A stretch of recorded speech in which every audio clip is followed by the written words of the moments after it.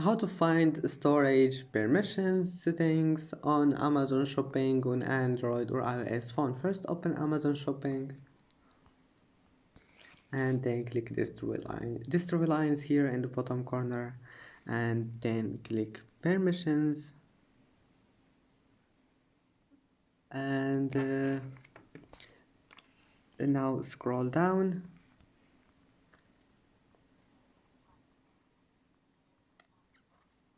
and here's it, storage. Now we can manage here anything you want, and that's it. Just turn off or on anything you want and then go back, it will be saved, and I hope that can help you. And that's it for today's video.